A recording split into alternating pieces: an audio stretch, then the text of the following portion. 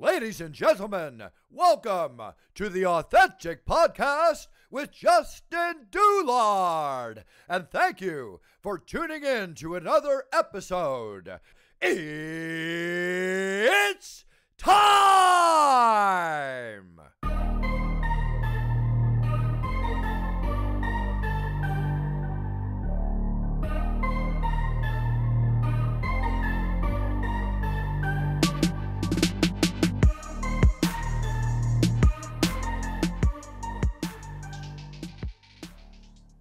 All right, ladies and gentlemen, thank you for tuning back in to another episode of the Authentic Podcast. It is Sunday, Valentine's Day, February 14th, and we got a repeat guest on our hands, Mr. Matt Moore, my crypto guy, and thought the conversation we had the first time went really well, and we had a lot of good feedback, and then a lot has happened since it was about probably 40 days since we last had our talk, and things kind of went crazy about 5 to 6 days after that. So thought it'd be good to have him back on, and he enjoyed it as well. So here he is. What's happened with you, Matt? Absolutely, man. This is what's so cool is it's Valentine's Day. Obviously Bitcoin caught my heart, and it seems like Bitcoin's catching more people's hearts, especially in the last couple of weeks. So, if I can help explain this mysterious Cupid to people, then let's do it. Yeah, man, great analogy. And I think you do help explain it quite a bit.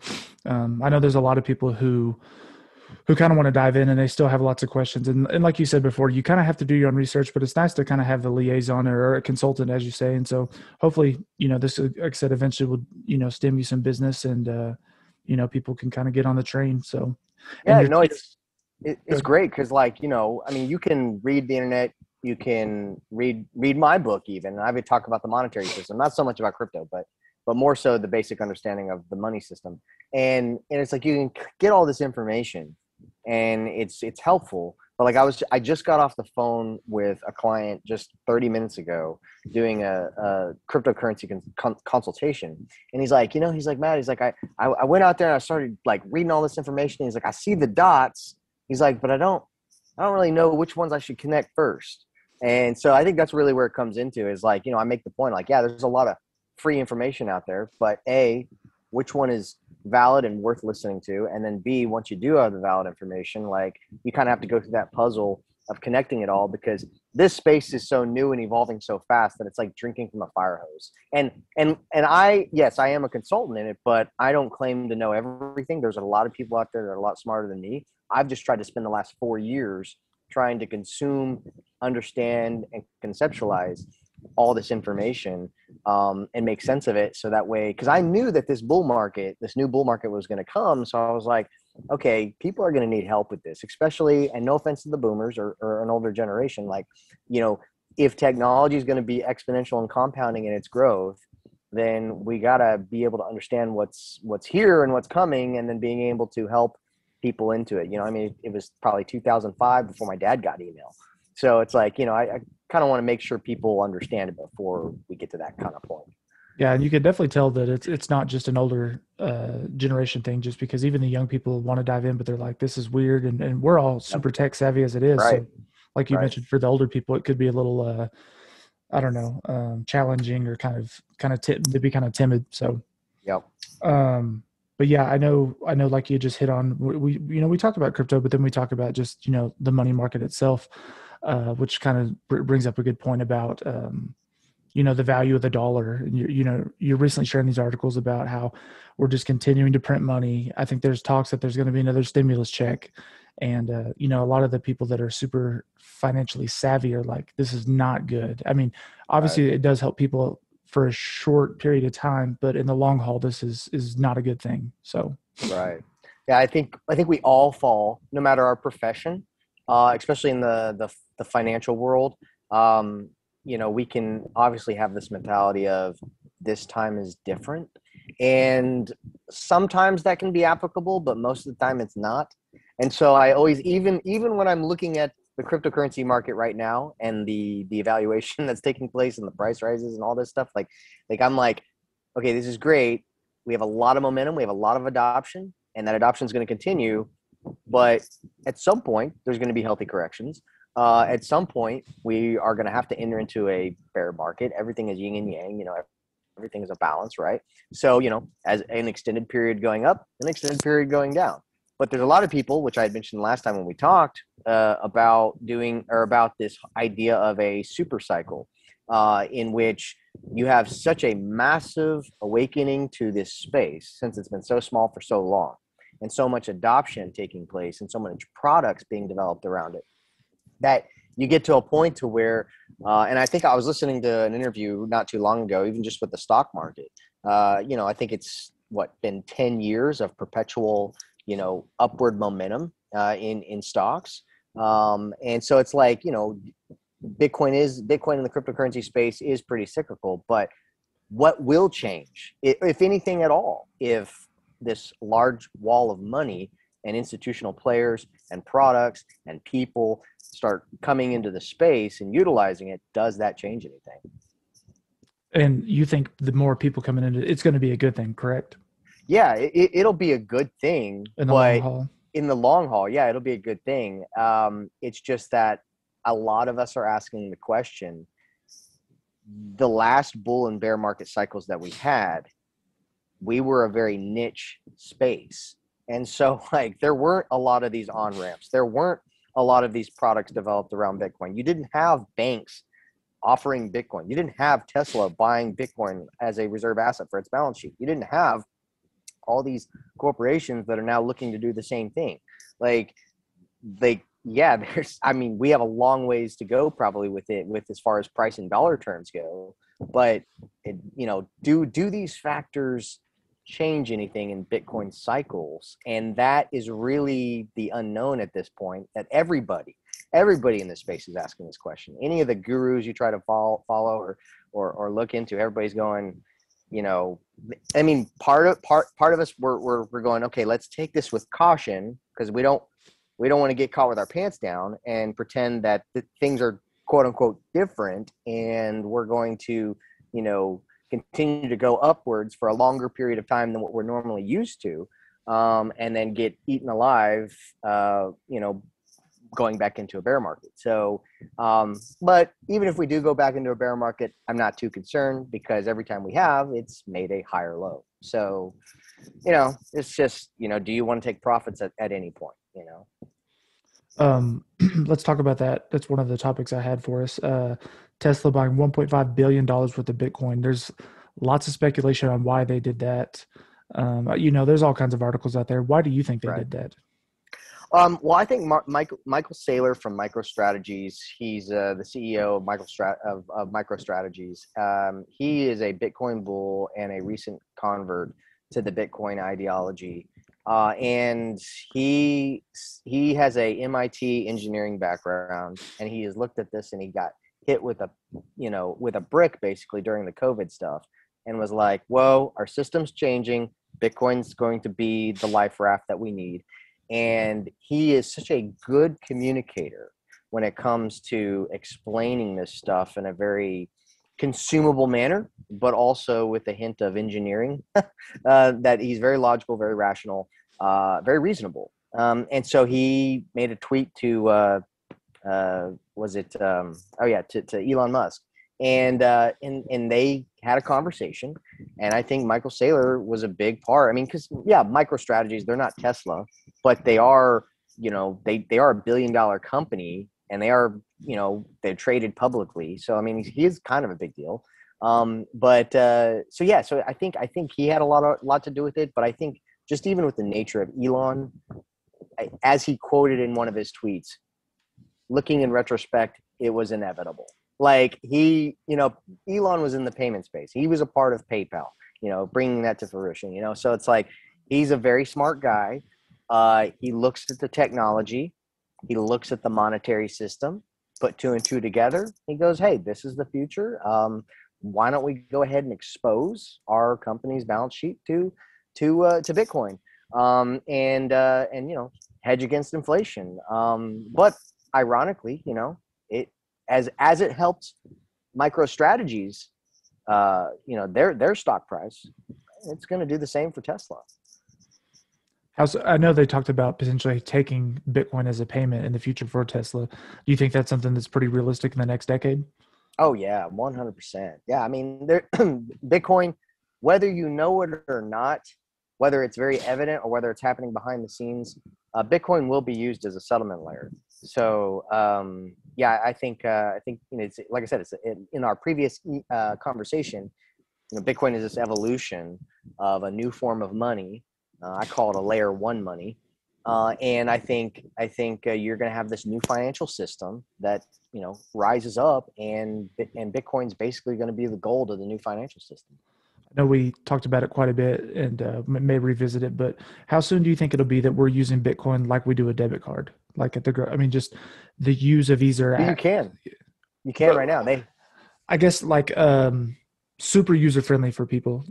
Right now it seems kind of people are kind of torn on how to use it, or it's not as easy as a debit card. But Right. for Well, for they have. the I don't mean to interrupt. no, you're good. Go ahead. I just Yeah, know how to answer your question. yeah. So I was like, I thought I might answer it. Now go ahead. Yeah, no, I think, yes, crypto to crypto, like somebody pulling out their crypto wallet and then me sending them crypto to their crypto wallet. Like that, that is going to be here very, very, very, very soon. And in fact, it is already happening to some extent. It is happening in the form of debit cards, which you could set up an account with something like crypto.com. And there's other services that do this where you can literally have your bank account attached to this exchange. This exchange has a balance under your name in Bitcoin, Litecoin, Ethereum, name your cryptocurrency. Well, they issue a debit card. And so when you use that debit card at a store, it basically takes the crypto out of your account, converts it into the cash, and then it's given to the retailer. So so you can spend your crypto like just using a debit card, but I don't actually tell people to do that. I don't think it's smart to do at this point in the game, just because of the evolution that it's in. Like, I mean, it's like, do you want to be the guy that spent 10,000 bitcoins on a single pizza? Oh yeah. Like, I mean, like yeah, sure, you can use it, but going back to that idea of Gresham's law, if you've got two forms of money, one that's appreciating in value, one that's decreasing in value, you're going to spend the one that's losing value instead of the one that's gaining value, and you're going to hoard that one that's retaining and gaining value, and you're going to keep that bad money in circulation. So I don't see us getting to a point of Bitcoin or any other cryptocurrencies becoming a true medium of exchange until there's a complete faith and loss in the current fiat money system.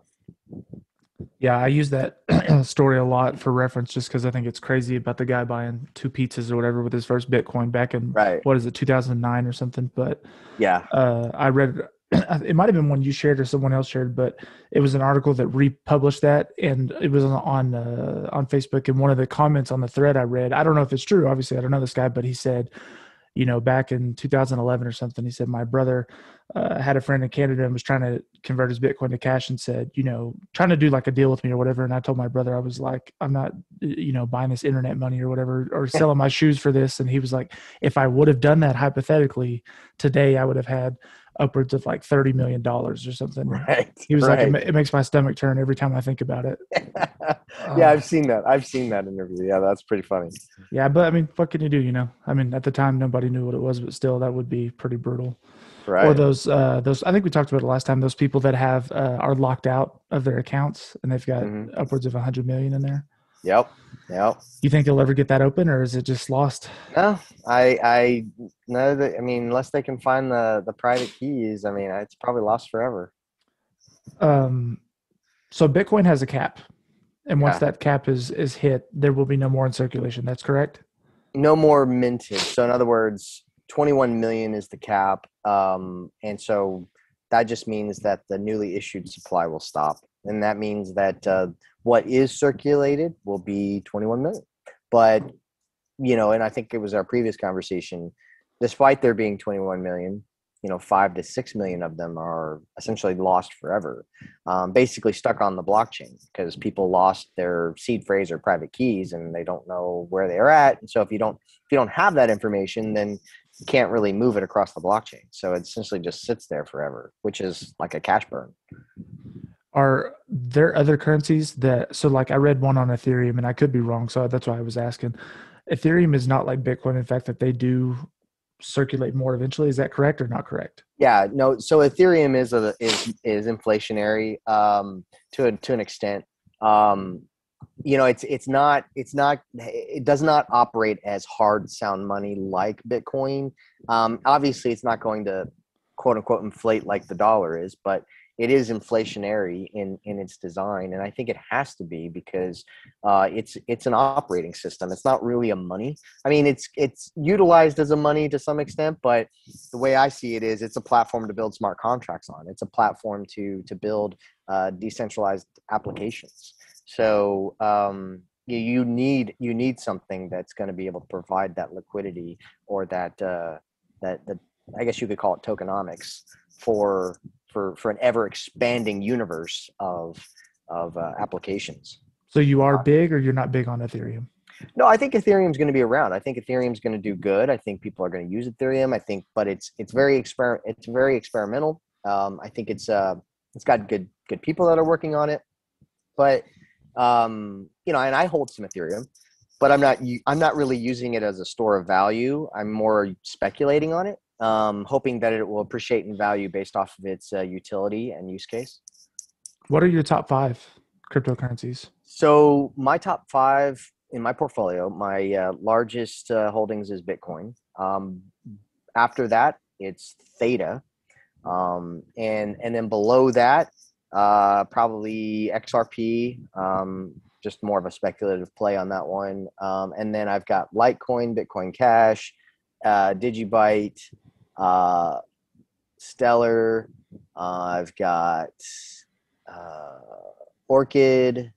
I've got what are some of the other ones? Veritasium. I've got oh man, what are some of the other ones? I got a whole bunch. But despite me having a pot in or investments in multiple types of cryptocurrencies and projects, I try to, majority of my portfolio is in Bitcoin, as I think everybody should be. Not financial advice, just personal opinion. The way I like to put it is Bitcoin is your store of value, and you speculate with the altcoins in hopes of increasing your value to buy more Bitcoin. So that's kind of how I look at it. I know we talked about it before, that you're not huge into the stock market and you don't follow it a whole lot. I know you're not in it, and then you don't read upon it a whole lot. So the Robinhood fiasco, we were going to talk about it because everybody knows about it, even if you don't have stocks. But that happened about a week after we talked. Based on your research, what happened? Or I guess we know what happened there, but how bad was that for Wall Street and the stock market, considering they kind of got exposed on that whole deal? Yeah, I mean, because one of the reasons why I dove into the cryptocurrency space was because of the nature of blockchain technology, the nature of being able to verify. It's kind of like that idea, trust but verify. And so, like with public blockchains, you can actually look, and the accounting, the auditing, the whole process involved in that is very public. You can see it. The ledger system is there to look at. But with the current financial system in the markets, especially with the stock market, you've got your trading that takes place, whether you're shorting or longing. You've got these derivatives, these contracts that are basically just representations of assets, and they don't actually get settled until a later time. So they might have traded hands multiple times. It's said, like, even with the silver and gold, the precious metals market, I believe, it's my personal belief based off of the information that's out there, that they artificially suppress the price of assets like gold and silver because they can do it with paper contracts, derivatives, and essentially what happens is, for every ounce of silver out there, there might be 250 ounces of it in the paper market. So it's like, do I want to be involved in a system that's heavily verified, that I can look at, or I have to take somebody else's word for it? And so if everybody rushes the system all at once and wants to receive those assets, well, what if there's 5 Joe Blows that own the same thing? So it's like, who gets it? Like, you guys just got scammed. Sorry. like, and I think what's happening with this Robinhood stuff is it's really lifting the lid on the Wall Street games. I haven't looked too deeply in it. I don't follow necessarily, like you said, the stocks and those markets specifically, but whether it was a bunch of naked short selling, where it's like you had these hedge funds that were heavily leveraged and were shorting GameStop, and it's like you get a group of people together and they're like, screw the system. Let's try to get one to the big guy, and let's counter these shorts and liquidate these guys. So it's like I feel like what happened, whether I know the intricate details in and out, like I was excited. Like I was really excited to see the little guys team up against the Wall Street game. I mean, like one of the reasons why I don't play in the Wall Street game is there's so many like nuts and bolts, moving pieces, and so much to understand. There's so many layers. There's so many lying that takes place. I mean, there's a lot of face saving. It's just like, do I really want to be a part of a system like that? And I chose not to a long time ago. Like I've never had anything in stocks. And that's why, going back saying cryptocurrency was so appealing to me was it was grassroots, ground up, verifiable, done by math, open, public, honest. And so that's why I've always been very attracted to it. But with the GameStop stuff, like, I think people are realizing, like, wait a minute, you, the institution or Robinhood, get to tell me when I get to sell or buy my asset? Like, that's not right. Like, I thought we had free markets. Oh, it's free until we start winning. Okay, I see how it is. So like, I think it's done a lot of good, to bring people into the light of really what's going on. Yeah, I mean, I know a lot of people that were on that, Reddit blog and bought into it, but then, like you said, all of a sudden they stopped or paused. You can't buy or sell, or they limited to like 2 or 3 shares a pop, which I think that's one of the first times that had happened with Robinhood, at least on a nationwide scale. So, right, very, very crooked. Yeah. So you've been talking a lot about banks that are kind of behind the curtain getting into crypto. Elaborate a little more on that, about, because you said there's sometimes, last time we talked, that some of these banks will act like they're not interested, and then behind the doors they're kind of secretly going in, right? And you're seeing more and more of that. I know you've been sharing those articles and whatnot. So yeah, I mean, yeah, you got payment processors like Visa and MasterCard that are going to start providing cryptocurrency transactions on their networks, but or it's like with the banks, whether it's America's oldest bank offering Bitcoin or cryptocurrencies or custodian services, banks now getting the benefit to be custodians of that. They've been playing it down for a long, long time. And whether that, and I believe that it was intentional, because as they did that, they were buying up at the back end, they were developing products, they were having these discussions, like they wanted to try to bring the boat back, they missed it, they want to bring it back. So, but I think banks know that this is the future. And whether you want it to be cryptocurrency from the free market like Bitcoin, or whether it's a cryptocurrency that a nation state tries to offer, the truth is, if there is going to be changes to the fiat money system, if we're going to have some kind of reset, and if these financial institutions know that, I mean, heck, you got Citibank coming out and saying, hey, $300,000 Bitcoin. I mean, they're giving price predictions. They're developing products. They're very bullish on this. So it's like, I see them going, okay, we need to stay more relevant. We need to provide products and services, because not everybody wants to hold their cryptocurrency themselves. They're very comfortable with using institutions. Whether I believe that's right or wrong, it's not for me to decide. It's for the free market to decide. It's for the individual to decide. So I think they're going to offer these services and products. And here's one thing that should worry the mom and pop banks. One thing that should worry the average community bank is that right now they're kind of like the middleman between the Federal Reserve and us, the people, right? So they're part of this banking system. They're part of this network of banks. And essentially, the whole system starts with the Treasury and the Fed.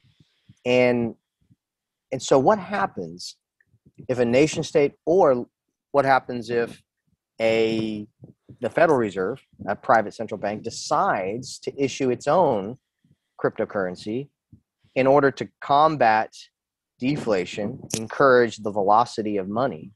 Well, the best way to do that is to get money in the hands of the people.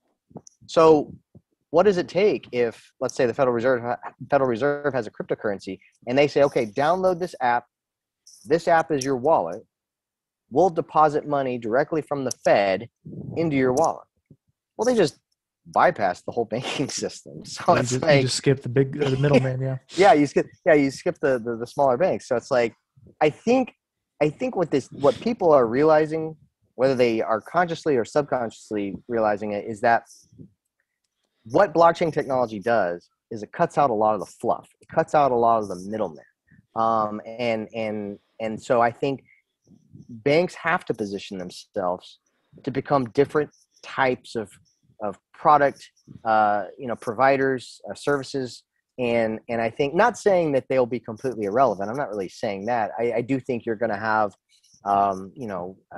services where you can collateral. Yeah, they're just going to have to adapt, Yeah. And I mean, I know there's a lot of banks, I want to say not that long ago, I mean, 10, 20 years, for the longest time didn't have, online banking, or an app. Now every bank has an app. I mean, I think for a while it was the big ones, and now the little guys are like, we have to have an app or something mobile, or people are just going to go to the big guys. So, and then of course I actually wrote a little bit about it on one of my papers in grad school about the whole Wells Fargo fiasco. That's a whole different can of worms, but about how, they got sued for so many millions or billions because they were doing a lot of sketchy things that their customers didn't know about. I don't know if you ever read about that. Oh yeah. For many of these big banks, the cost of doing business is breaking the law. Like, they get slapped with a fine. Okay, so what? We'll pay it, but we're still profitable off the crime we just did. Like that in itself is asinine. Do you have any bankers at all who try to reach out to you and try to kind of get on this wave or pick your brain, or? Not yet. I've had more maybe like financial advisors talk to me about it. But what about those guys? Yeah. Are they kind of worried? I mean, is that career kind of like the banking field? Are they going to have to adapt to that as well? Because, I think it's going to disrupt a lot of things. I think cryptocurrency, blockchain technology is going to disrupt it. I mean, just like the internet disrupted information, the music industry, it disrupted the brick and mortar stores. It's like what we witnessed with the transformation with the internet. We're going to see a lot of that same kind of transformation with cryptocurrencies and blockchain. And so, yeah, people are going to have to adapt, and it'll be interesting to see how that unfolds. But I think what's most important is people shouldn't stick their head in the sand, whether they believe it's got potential or whether they're a complete denier. They need to at least be educated on it. So when it does happen, they're not taken back by it. Okay. So for the average person, what do you recommend as far as asset control or putting into? And I know, like you've elaborated on, everyone is different, but kind of tell us about your portfolio. And so. Yeah. So what I do, I focus on wealth preservation. I focus on cash flow. I want things that create cash flow, and I want to be able to, preserve my wealth. I want to be able to flourish in this coming transition that I see coming, or that I believe is coming, based off of historical cycles. And so part of that involves, being involved in the cryptocurrency space, which is the new technology, the new space, the new financial system that I believe is being birthed, and playing smart in that. Majority of my portfolio in the cryptocurrency space is Bitcoin. I think it's smart for people to have their largest holding in Bitcoin. And then beyond that, the altcoins, you can speculate on them, you can read up on them, evaluate, their use case, the teams that are behind them, all that stuff, and make wise decisions there, and try to increase your Bitcoin holdings. by the profits that you make off that investing. But so I have precious metals, I have real estate, I have crypto, and those are really my three focuses. I'm not involved in the stock market. I would say 60% is crypto. I'm young. I can expose myself to a little more risk, a little bit more risk. Yeah. Obviously, if I was older, I would probably hold a little bit more precious metals as a form of insurance. The real estate market, there's a lot that could happen depending on the economy, but it's still an asset if it's paid off and is creating cash flow. So it's like there's only so much property on the earth. So, it's like once this bubble of liquidity that we've created worldwide of all this fiat paper money, it's going to go into things that are limited in nature. So, that's kind of my viewpoint on it. But yeah, I would say have exposure to Bitcoin, have exposure to the cryptocurrency space, have some precious metals on hand, have some land and paid off. It's like you want to be able to be self-sufficient, take care of yourself, and you want to be able to move, transition, and evolve into this new future with blockchain. What do you think for Bitcoin or crypto to be accepted as very common as the dollar? Because some people are getting on board and some people will wait a little bit and some people will come in and, it's not going to all be like on a certain date. Do you think that it has to get to a certain monetary value before people realize that it's real? Or do you think that eventually they're just going to kind of be forced into it? So like, you're predicting this week that we're going to hit 50K on Bitcoin. Right. Do you think eventually the dollar amount is where people are going to be like, hey, we got to get on it. We got to get behind that. Eventually people are not going to want dollars. Eventually people are going to they're going to start measuring their wealth in how much Bitcoin they have instead of how many dollars they have. There's going to be a flipping that takes place. And that goes back to that whole evolution of money and Gresham's law.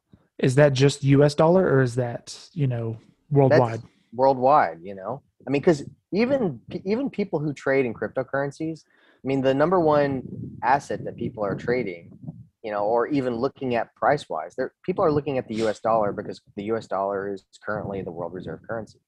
So, but, with that said, it's going to be done in phases. This is an emerging asset class. It's an emerging space. And 2017, I mean, I would classify it as maybe like three different types of moments. And I think this moment in time is one of those moments where the whole world wakes up to it and goes, I've heard about this thing, but I should probably start taking it serious. And I think Tesla buying 1.5 billion for a reserve asset and wanting to accept Bitcoin is a huge wake-up call. And it was the first major, I mean, there's been other dominoes, but this is going to be one of those moments where it's before Elon and after Elon. It's like, this was the moment that was very pivotal in the adoption process of cryptocurrencies, because Elon is so influential and powerful that he can move markets by just a simple tweet.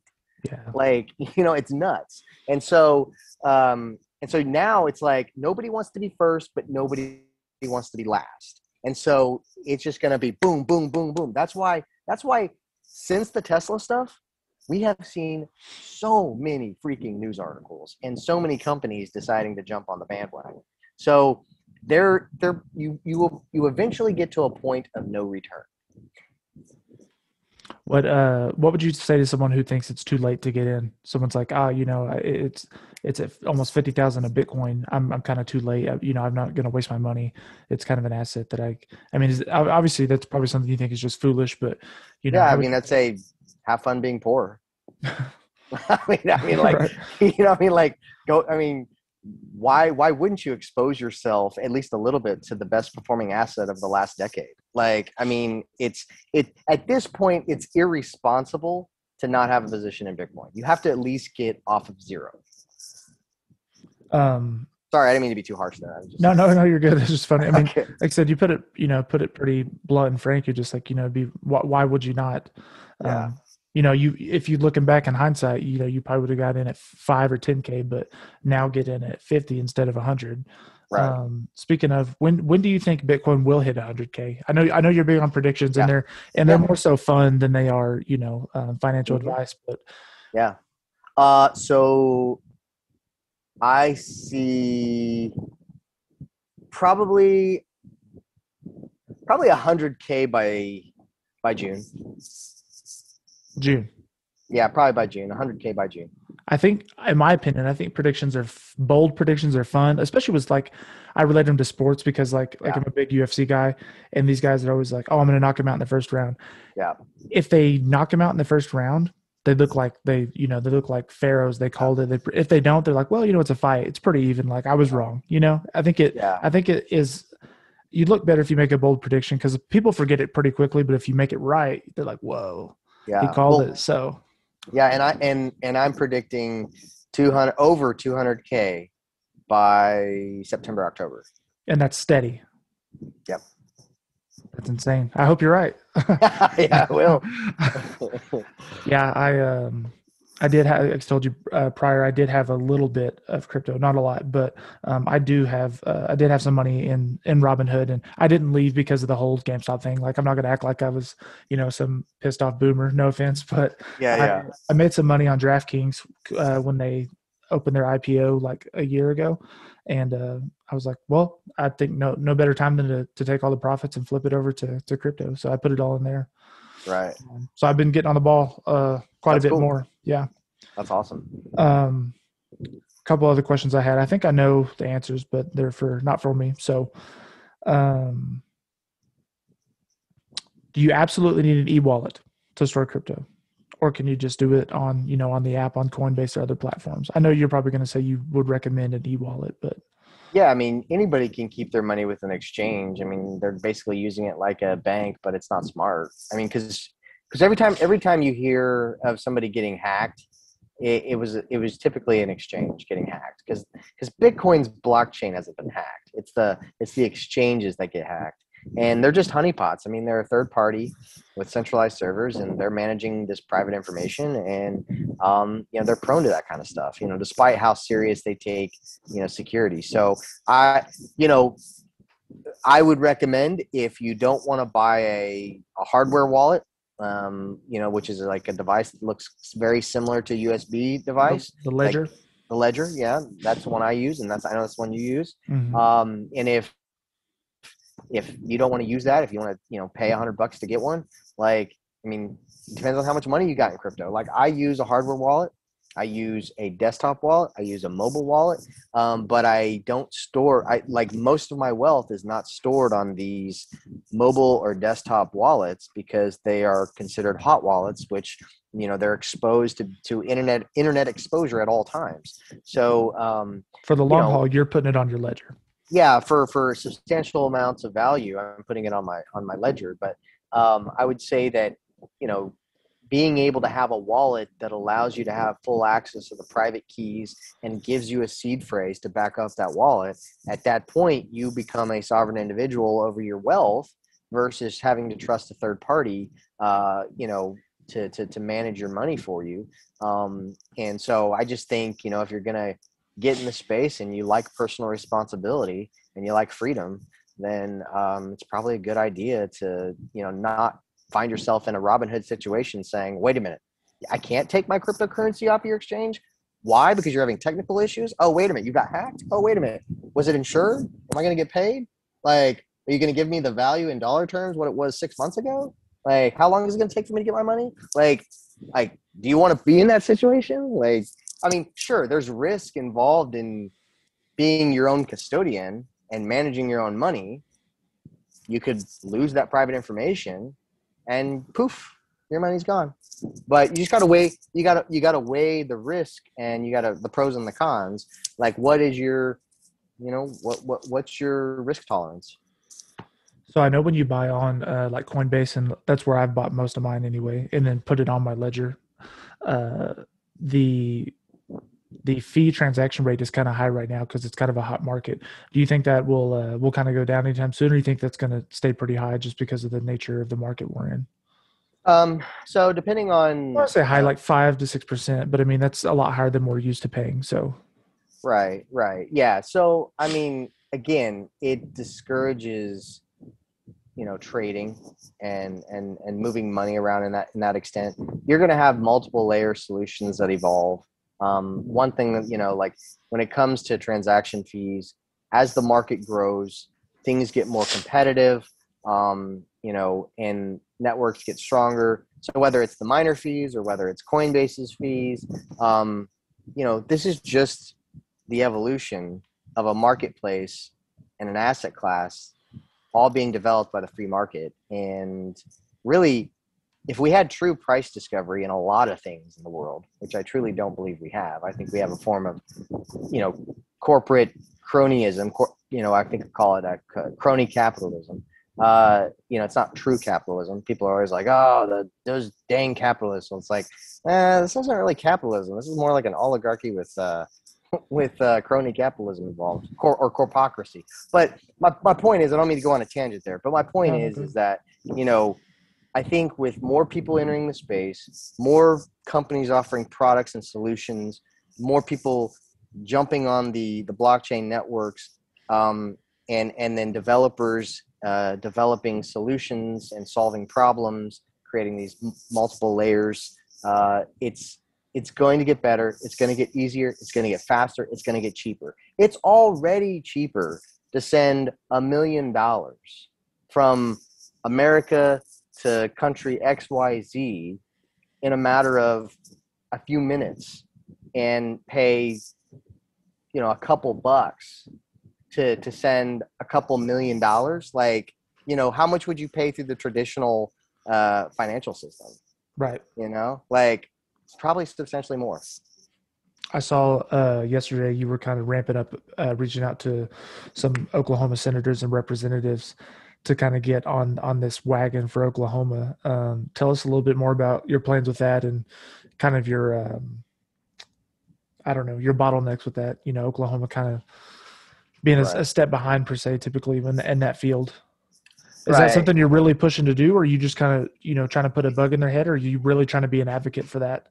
Well, I would love to see the state. I mean, I've worked with the state government before to try to educate them on some of this stuff and to, propose legislation, help write some of it. And, not a lot of it has gotten a lot of, to where I want it to go. But I just want to make it known to them, like, hey, we should probably as a state consider doing this, because I don't know what this financial transition is going to look like. I don't know what the federal government is going to propose when it comes to resetting the system. And how long are they going to let inflation ride? How long are they going to continue to, do what they're doing? Because eventually the velocity of money will catch up, and we'll have, extremely higher prices.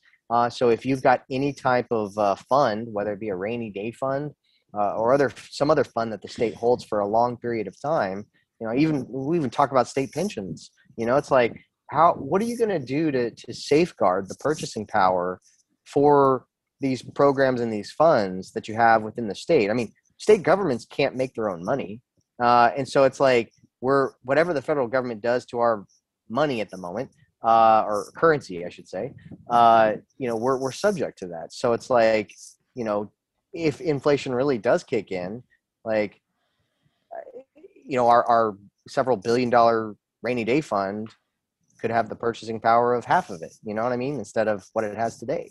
So it's like, can we go ahead and allocate some resources to stores of value that can hedge against the inflationary dollar system, like precious metals and Bitcoin? How cool would it be for the state government to just, now I'm not even saying collect tax revenues in Bitcoin, just buy Bitcoin, like hold it as a reserve asset, like Just be one of the early guys. Yeah.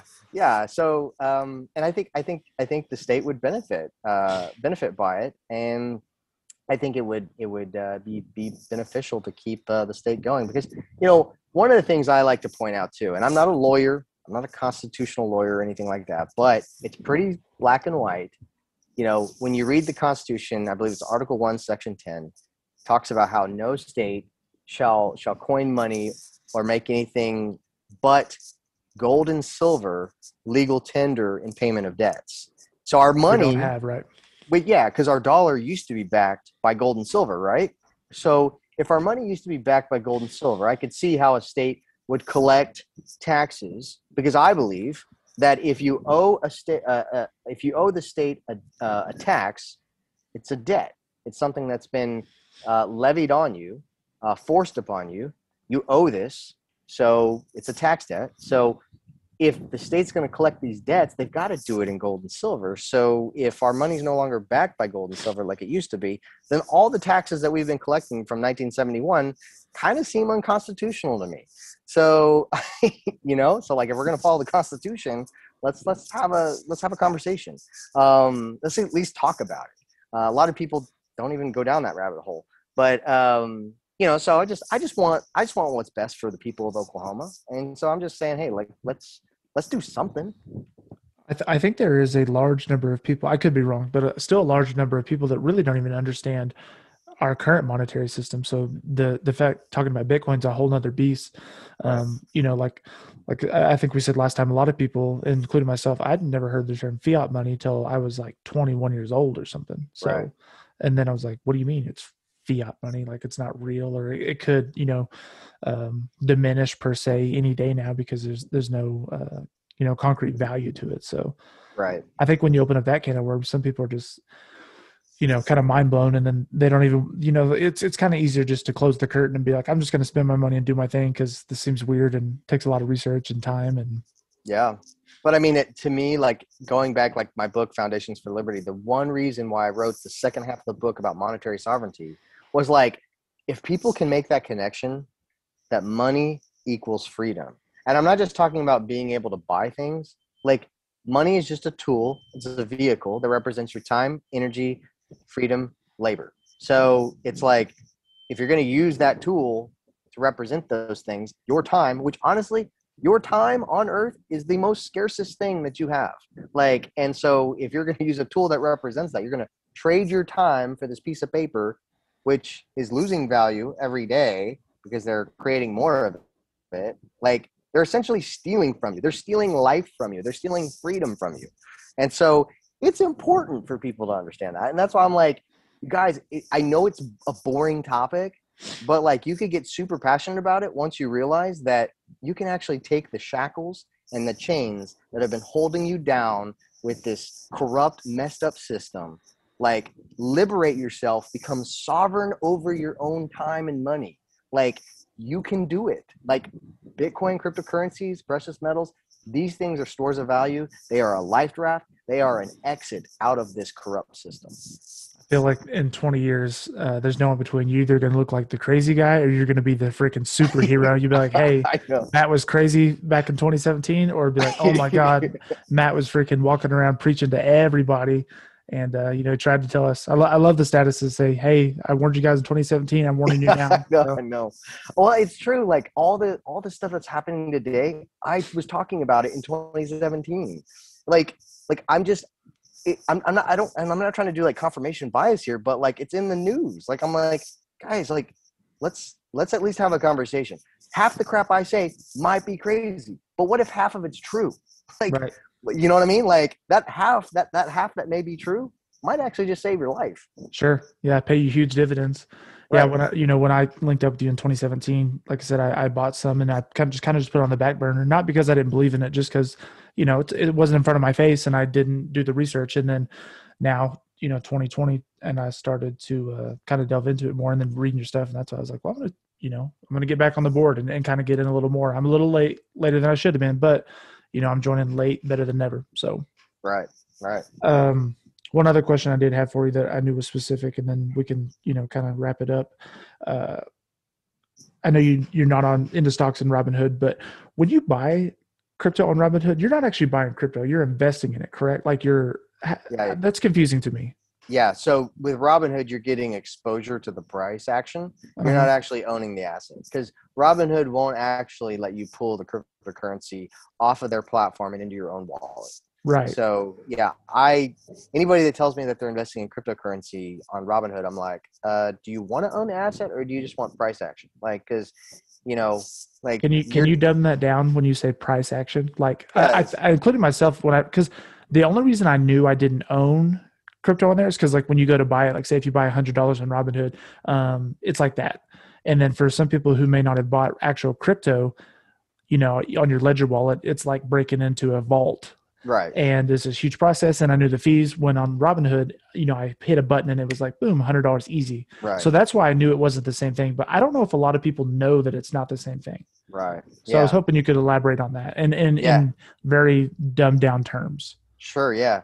So essentially what Robinhood is making the agreement to do is that when you give them your money, they're buying the asset for you, supposedly buying the asset for you. Right? Maybe buying it for you. And then they're going to credit your account based off of the price action of the asset, which is the, ups and downs in dollar terms of that asset that they're holding on your behalf. And so when you want to cash out, you'll execute a sale or you'll sell your position, and then they will give you dollars for the profits or what you made off of that trade, but you actually never held the asset. Like they were holding it for you. Right. And even if you wanted to go to Robinhood and say, hey, I want to hold the digital asset myself in my own wallet where I have control over it, like they wouldn't have a way to do that because that's not what they offer. So I don't think a lot of people know that. They don't. Like I said, I wouldn't have known that if I hadn't bought my own crypto on the wallet and went through the process because, it could be kind of daunting and very secure. And right. It felt like a much bigger deal than buying on Robinhood. So, right. But a lot of my friends and people are buying on Robinhood, and I don't think they know it's the same thing. So could be wrong. Right. But. Right.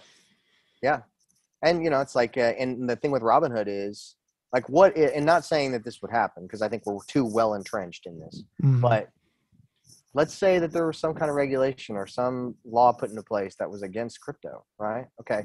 All right. Well, guys, we're going to have to, liquidate everything that you have and give you dollars for it, and it's like, you wouldn't have the opportunity to be able to still hold that asset and sell it somewhere else. It's just a forced sell. Yeah. So, it's like, not saying that would happen because we're way too past that, but Bitcoin is not going to be banned. Mark my words, it will not be banned. But so I just would caution people, like, do your homework, and it's weird for people to wrap their minds around, because when I say be sovereign over your own money and hold the asset yourself, well, it's digital, Matt. What do you mean hold it yourself? Well, okay, with each cryptocurrency, there are public keys and private keys. The public key is what you use to receive money. The private key is what allows you to take control to send money, right? It gives you the driver's wheel to that information, to that digital information. There's encryption involved. So the private key is essentially your flag in the ledger, the distributed ledger system. And it gives you permission on the blockchain to be able to move the quote unquote funds, or we'll just say digits for ease sake. It allows you to move those funds. So it's like Robinhood holds that private key. They hold that sensitive information. If they're truly holding that asset or that space on the blockchain for you. But you as an individual, I would encourage you to actually hold the private key or the seed phrase, depending on what kind of wallet you use. Hold it yourself, because that is what gives you control to be able to say, you know what, I'm going to send my money over here. I'm going to send it over there. I'm going to do what I want with it.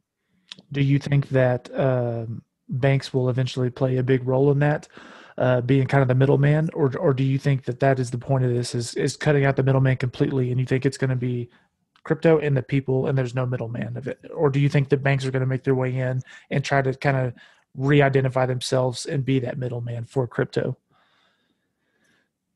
I think it's going to be both, because I think the original design for crypto was to cut out the middleman. Mm-hmm. The original design was for you to have full control over everything and for you to basically be your own bank. Like the motto is Bitcoin, be your own bank. It's a Swiss bank account in your pocket is essentially what it is. And so I think people who don't want to take responsibility or don't want to take the time to understand it or how to use it and just be lazy, they're going to use a bank. They're going to use an exchange. They're going to use a third party to manage those funds for them. They don't care.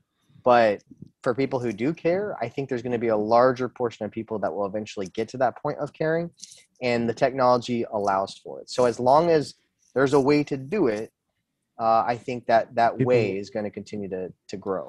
Yeah, if it's out there, consumers will find it, but then some Right. people will kind of put the sword in their own pocket. So good stuff, man. Really good stuff. I think I am good for now. I don't want to take too much of your time. I know you're enjoying that warm weather, not like the Yeah, I love it. cold. It's great.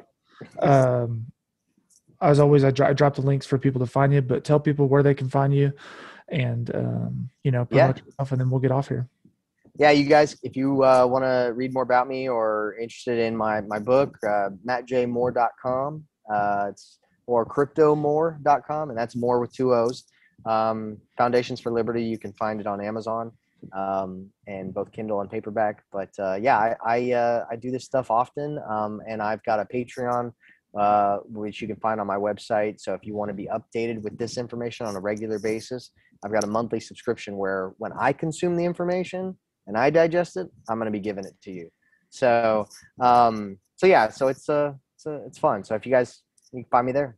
Yeah. Hey, how many hours a week are you putting into this stuff, man? Cause I know it's a lot. This is like I feel like this is like your master's degree in finance or something. So it has been a hobby of mine since the crypto space for the last 4 years. But I really started studying the money system or monetary system back in 2009.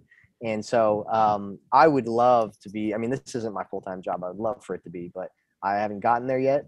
Just as far as it's growing. I'm getting a lot more clients doing this stuff, but it's one of those things where I think as it evolves, it'll be more needed.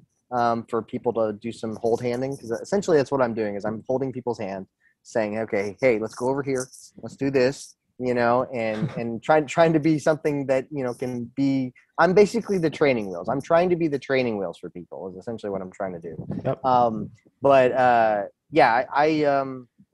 I love doing this. So yeah, I don't know if I answered that question, but I think I went on a tangent there. No, you're good. Now that I can't even think of what I originally asked you. Right. I don't know. I do want to say though that, I agree. I trust you. And, I've followed your stuff off and on since 2017. And, I think everything you've put out has been consistent, and, it's never been like a cheap sales tactic. Like, I think before almost every question you answered before, you say, hey, this is not, sound financial advice. This is what I'm doing. And I think it's going to work, but don't take that. And long story short, for the people listening, I think that's something you've been consistent at for the last 4 to 5 years, when you started your consulting deal. And it's no matter how many people you've had follow you or whatnot, it's always been pretty much the same information. So I think that's rare to see for people over that period of time to be so consistent. And so, you're not selling some cheap product or so. Yeah. I just want to help people. So like, that's why I say that stuff. Like it, for me, liberty, sovereignty, like I just want people to, learn and be empowered. The question was, how many hours are you putting into this thing a week? Cause you're doing it for your own self, but then you're consulting and put out a lot of free content too. So, I do. Yeah. So how many hours a week you into this thing? So I would say on a minimum 4 hours a day. Okay. I believe that for sure. Yeah. So, yeah. Well, good stuff, brother. I really appreciate it. And I mean, I'm sure we'll have you back on the road again, and definitely we'll have you back on in the summer to see about those big predictions. So that way we can laugh about it, or we can be like, dang, dude, we made some serious cash. Wrong. So. You can poke me in the eye if I'm wrong. Yeah, that's cool, man. Hey, like I said, I think making bold predictions is fun. So no harm, no foul. But if you're right, you hit the jackpot. So, but hey, dude, thanks once again for coming on. I appreciate it. And we'll talk to you soon. Sounds good. Appreciate it.